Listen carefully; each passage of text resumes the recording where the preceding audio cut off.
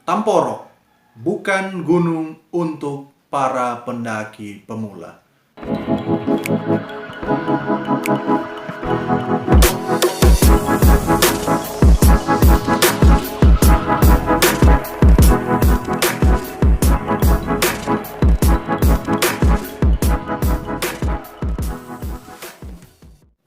Halo, berjumpa lagi dengan saya. Anda tahu sendiri kan nama saya? Jika tidak tahu nama saya, silahkan baca di channel saya ini ya. Dan ini tidak seperti video biasa-biasanya ya, karena biasanya di belakang saya ada background-backgroundnya outdoor begitu. Tapi sekarang belakangnya tidak ada background outdoor, bahkan saya duduk di sofa. Dan terdengar suara-suara motor ya, yang lewat motor, mobil, dan tetangga-tetangga saya yang beraktivitas di tengah hari seperti ini. Saya saja kepanasan dan berkeringat. Mereka beraktivitas di luar rumah. Bukan hanya backgroundnya saja yang lain daripada yang lain, tidak ada pemandangan alam. Karena saya tidak akan jalan-jalan tentunya di video ini, tapi saya akan membahas sebuah gunung yang bukan gunung untuk para pendaki pemula, tapi dijadikan pengalaman pertama untuk naik gunung. Gunung apakah itu? Bisa jadi Anda sudah pernah menaikinya dan pertama kali menaikinya saat Anda pertama kali naik gunung. Oke, gunung itu adalah Gunung Tamporok. Makin banyaknya para pendaki yang pulang dengan cedera dan bahkan harus dievakuasi oleh tim evakuasi tentunya, menjadi alasan saya membahas Gunung Tamporok di video saya kali ini. Gunung ini lebih dikenal dengan nama Gunung Kelabat. Ayo, siapa yang baru tahu namanya Tamporok ternyata ya. Gunung ini punya ketinggian 1995 mdpl. Ayo, siapa yang sering foto-foto pakai plat 2100 mdpl? Saya juga tidak tahu kenapa 2100 mdpl ya, dan siapa yang menaruh plakat itu. Saya pun tidak pernah berfoto dengan 2100 mdpl di tubuh Gunung Kelabat. 1900 mdpl menjadikan puncak dari Gunung Kelabat menjadi gunung tertinggi di Sulawesi Utara tentunya. Gunung ini terletak di Kabupaten Minahasa Utara yang berjarak 15 km dari kota Manado. Gunung yang punya sebuah bukit. Bukit apa gunung? Saksikan saja video saya tentang Timampas, nanti mungkin ada di sini. Timampas, gunung atau bukit? Saya pun juga tidak tahu. Seperti itulah masyarakat menyebut tonjolan kecil di Gunung Kelabat itu sebagai sebuah gunung atau sebuah bukit, saya pun tidak tahu. Namanya Timampas. Oke, dan kita lanjut ke pembahasan kita tentang Gunung Kelabat. Kawahnya tidak seperti kawah di Gunung Lokon atau kawah di Gunung Mahau, bahkan Gunung Soputan, yang kawahnya aktif atau terlihat sulfur atau dan lain-lain. Jika Anda ke atas, ke pos 6, itu merupakan sebuah danau kecil. Lalu kenapa Kelabat bukan gunung untuk para pemula atau para pendaki pertama? Ayo, kenapa? Saya beri waktu 10 detik. 10 detik, kira-kira apa ya alasannya? Oke, saya hitung. 1, 2, 3, 4, 5, 6, 7, 8, 9, 10. Dan jawabannya? Semoga jawaban Anda ada di beberapa alasan yang akan saya bahas dalam video ini. Video ini disponsori oleh... belum ada sponsor. Silakan bagi yang mau sponsorin. Lalu kenapa Gunung Kelabat bukan gunung untuk para pemula? Kita akan bahas satu persatu dari yang pertama tentu. Yang pertama, jalur pendakian Kelabat.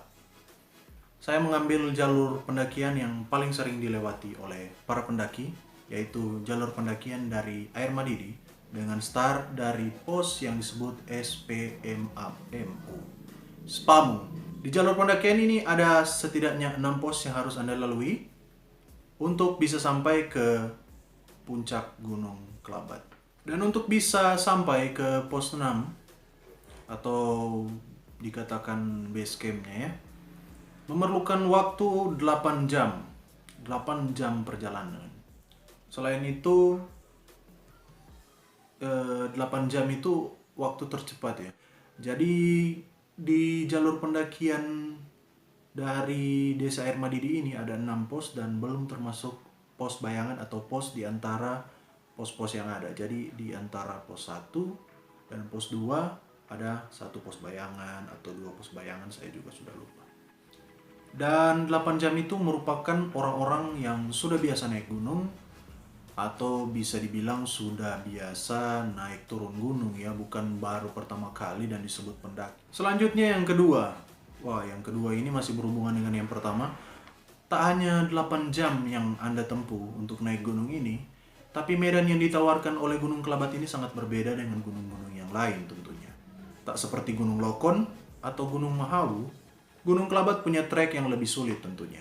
Jalannya bukan memutar, biasanya kan kalau gunung itu agak sedikit diitari. Gunung Kelabat ini kadang ada jalur yang harus naik lurus. Jadi Anda hanya memutar sedikit dan naik, memutar sedikit, naik, memutar sedikit, naik untuk bisa sampai ke atas. Apalagi jalur yang paling terkenal adalah jalur dari pos 5 ke pos 6 yang biasa disebut helikopter atau tangga helikopter. Saya juga tidak tahu kenapa disebut helikopter ya. Itu dengkul dan wajah kayaknya udah mau kena. Jadi dengkul itu kalau orang Manado bilang buku-buku, bisa jadi hampir kena di wajah Anda ya, saking menanjaknya kayak gini mungkin. 45 derajat lebih lah. Alasan yang ketiga, mendaki saat malam hari. Untuk pemula, biasanya mereka tidak hafal jalan. Selain itu juga harus bawa barang mereka sendiri. Dan harus mendaki pada malam hari. Penglihatan tentunya sangat berkurang pada malam hari. Anda bisa bayangkan Anda berjalan di malam hari membawa beban yang berat, tidak hafal medan, otomatis Anda cepat kelelahan ya ketika mendaki. Karena fisik Anda juga yang tidak pernah mendaki tentunya. Selain itu, pandangan Anda terbatas. Bang, kan ada teknologi center. Pakai center dong. Iya bang, kan ada teknologi center. Jadi bisa lihat jalan dong. Iya ada teknologi center, tapi bayangin aja Anda harus jalan, bawa beban berat, kemudian pakai center. Itu pun kalau para pemula mau bawa center. Kalau enggak, pasti HP. Terus selain harus menerangi jalan, harus berpijak dengan benar. Kalau kepleset dan sampai hilang konsentrasi, Anda tahu sendiri kan jalur pendakian dari Air Madidi, ada beberapa jalur yang kiri dan kanannya tentunya jurang. Anda terpleset atau kurang konsentrasi, Anda masuk ke jurang tentunya. Selamat tinggal. Tapi tidak sepanjang jalur ini kiri dan kanannya adalah jurang. Dan tidak seperti Punggung Naga yang ada di Gunung Piramid, yang dimana kita tahu bersama tahun 2019 ada kecelakaan yang terjadi di Gunung Piramid. Salah satu contoh bahwa gunung-gunung seperti ini bukan gunung untuk para pemula. Apalagi anak-anak yang baru 1-2 kali naik gunung, ajak temannya, bisa kok aku. Dengan tidak memperhatikan keselamatan dari teman-temannya yang diajak maupun teman-teman yang baru pertama kali tidak memikirkan resiko yang akan ditanggung ketika saat naik gunung. Ini adalah salah satu video alasan kenapa pendakian malam atau konsentrasi itu sangat diperlukan saat naik gunung. Ada mungkin linknya di atas ini. Coba perhatikan laki-laki yang dievakuasi oleh Basarnas ini. Ia menggunakan setelan pendaki, bahkan memakai sepatu dan gaiters. Bayangkan aja kalau dia pakai celana jeans, sepatu kayak sepatu mau kuliah atau mau sekolah, atau orang Manado bilang biasanya kets, atau sandal swallow, atau slop GP biasanya, atau sandal jepit, biasanya disebut sandal jepit, dan atau menggunakan celana pendek saat naik gunung, membuat langkah Anda tidak efisien dan pergerakan Anda menjadi terbatas, alias tidak leluasa. Kemudian tidak menggunakan sepatu juga menjadi alasan kenapa para pendaki ketika terkilir langsung mengalami cedera. Jika para pendaki biasanya menggunakan sepatu yang mid Itu biasanya sampai di mata kakinya.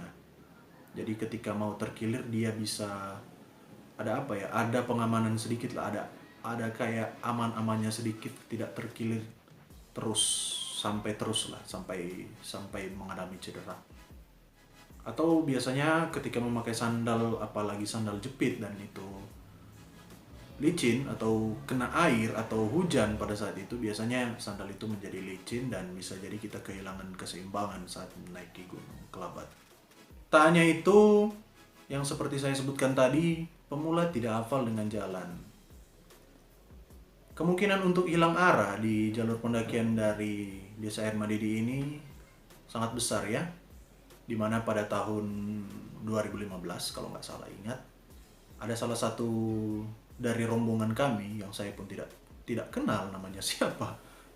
Ketika mau pergi mereka ngumpul saja dengan kami tanpa memperkenalkan nama dan lain-lain, dan siapa mereka saya juga tidak tahu.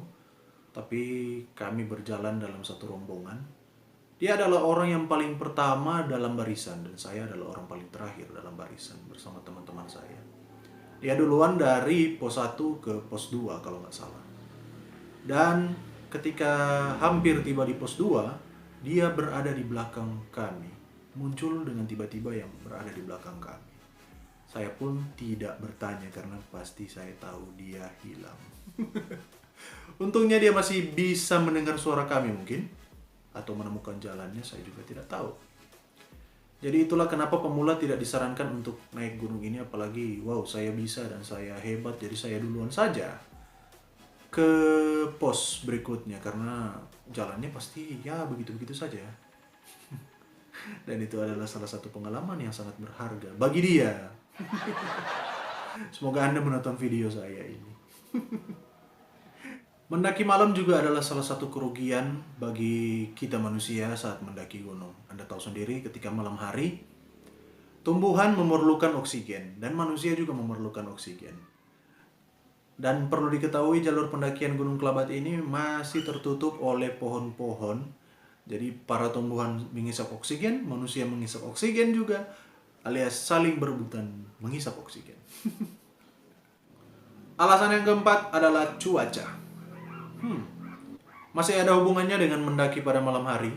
Cuaca di jalur ini bisa dibilang intensitas curah hujannya sangat tinggi. Maka ketika hujan turun, jalur pendakian menjadi licin. Licin berarti Anda harus berhati-hati agar tidak terkilir dan tidak menyusahkan teman Anda saat mendaki gunung. Karena kenapa? Jika Anda terkilir, pasti Anda harus dibawa turun. Dan jika Anda pemula, harus ditemani teman Anda ke bawah. Maka dia harus naik lagi. Otomatis dia pun harus pulang, atau salah satu dari teman Anda harus pulang. Tidak mungkin memaksakan kehendak Anda untuk naik ke pos 6 hanya untuk melihat segitiga. Bayangan segitiga. Alasan yang kelima sangat penting dalam dunia pendakian, di mana air harus dibawa dan harus diminum saat mendaki gunung. Wah, ini sudah melegenda di para pendaki Gunung Kelabat. Saat musim hujan mungkin ada pasokan air di pos 5, tapi trek menjadi licin. Jika musim panas, air di pos 5 itu kering atau tidak ada. Jadi ada keuntungan dan kerugian jika Anda mendaki Gunung Kelabat saat musim hujan. Kerugiannya adalah jalur menjadi licin, tapi air di pos 5 ada. Dan untuk sampai di pos 5 sendiri, kurang lebih 6 jam untuk bisa dapat pasokan air dari bawah. Yang itu artinya Anda harus membawa air Anda sendiri, baik itu digunakan untuk minum dan untuk memasak, harus Anda bawa sendiri di tas Anda masing-masing. Wah, sudah bawa baju, bawa jaket dan lain-lain, makanan, beras, mie instan yang Anda sangat sukai itu. Dan harus juga bawa air, dimana air yang Anda bawa sesuai dengan kebutuhan Anda tentunya. Mungkin seliter, mungkin 2 liter, entahlah. Namun jika Anda memutuskan untuk tidak membawa air dan berharap untuk minum di pos 2, ini yang sudah sangat melegenda juga. Di pos 2 ada air yang disebut air kodok. Air kodok. Jadi dari pos 2, biasanya Anda ke kanan dari pos 2 dan turun sedikit, ada sebuah air yang tergenang di batu. Jadi airnya berwarna hitam dan agak sedikit berbau. Di mana dalam dunia pendakian air yang tidak mengalir adalah air yang tidak bagus untuk dikonsumsi. Kenapa? Karena punya bakteri dan mungkin jentik nyamuk dan segala macam yang tidak Anda ketahui di dalamnya dan dapat membuat Anda sakit setelahnya atau beberapa hari setelah mengkonsumsi air tersebut. Walaupun direbus, kecuali dalam keadaan sangat emergensi atau keadaan sangat darurat, bisa Anda lakukan. Baik menggunakan obat, ataupun direbus, ataupun disaring. Pokoknya lakukan semua hal yang bisa Anda lakukan jika itu adalah keadaan darurat. Tapi tidak saat Anda masih sehat dan bugar mendaki Gunung Kelabat. Pastikan Anda membawa air Anda. Walaupun berat, cobalah untuk melupakannya. Keenam, mendaki sampai puncak. Nah, kebanyakan rombongan atau kelompok yang mendaki Kelabat biasanya sekali jalan. Pendakian sekali jalan ini merupakan pendakian dari pos start sampai pos 6 dengan berhenti hanya beberapa saat dan terus mendaki sampai ke pos 6 dengan alasan mengejar sunset atau mengejar sunrise. Karena tentunya sudah dekat dari pos 6 ke puncak 1, ke Tugu, dan ke puncak 2 untuk melihat segitiga, bayangan segitiga dari Gunung Kelabat. Di tahun 2015 atau 5 tahun yang lalu menjawab pertanyaan saya kenapa saya tidak menyarankan bagi teman-teman yang membawa para pendaki pemula ini untuk sekali jalan saja. Kenapa? Fisik mereka tidak akan kuat tentunya karena baru pertama kali naik gunung, tidak hafal jalan dan alasan-alasan yang saya sebutkan tadi.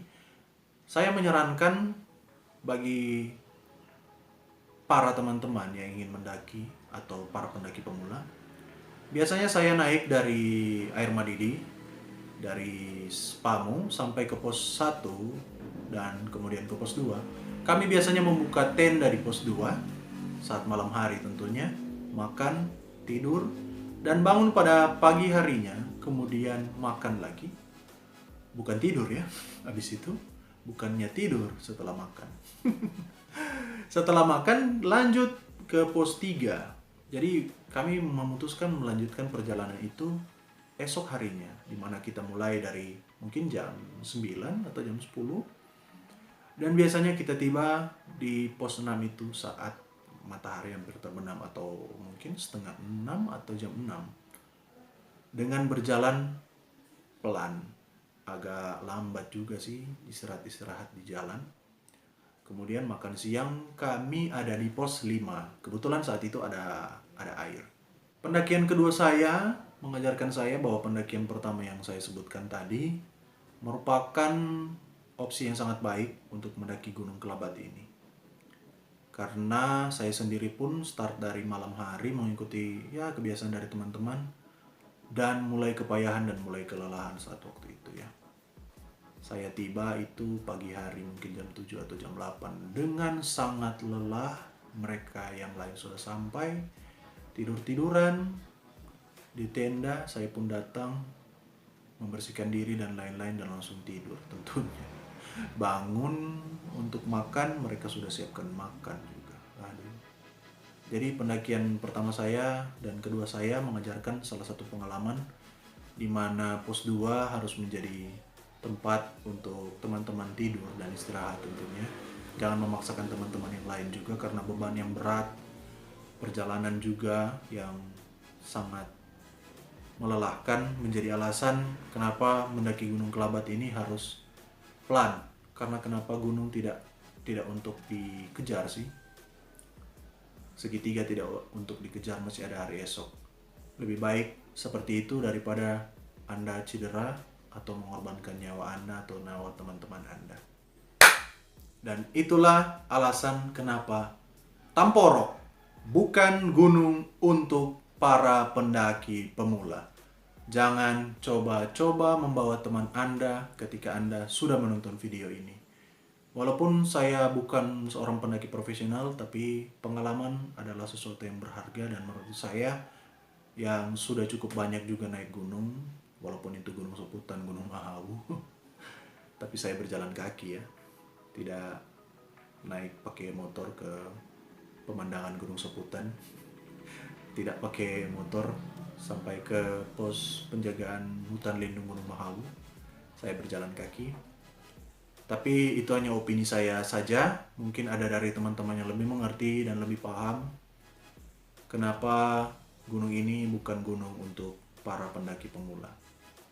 Apalagi barusan 17 Agustus saya lihat banyak orang yang mendaki gunung. Perlengkapannya tidak sesuai standar yang ada. Bahkan saya pun jika dibilang sesuai standar, masih banyak perlengkapan saya yang tidak sesuai standar sih. Tetap saya merasa dingin di atas gunung, merasa lumayan tidak aman kaki saya karena saya sering menggunakan sandal juga. Oke, itulah penjelasan kenapa Gunung Tamporok atau Gunung Kelabat bukan gunung untuk para pendaki pemula. Semoga Anda suka dengan video saya seperti ini. Dan saya Gary on Trail. Sampai berjumpa lagi di video saya selanjutnya. Tetap sehat-sehat selalu. Dan jika Anda mungkin, Ger, di desa saya ada gunung, Ger, di desa saya ada air terjun, tolong datang ke sini buat video untuk tempat wisata ini biar teman-teman yang lain bisa tahu. Silahkan komen di bawah. Kalau saya mampu, saya ke sana tentunya. Karena saya dalam proses pengurangan berat badan. Dan semoga video ini bermanfaat untuk Anda.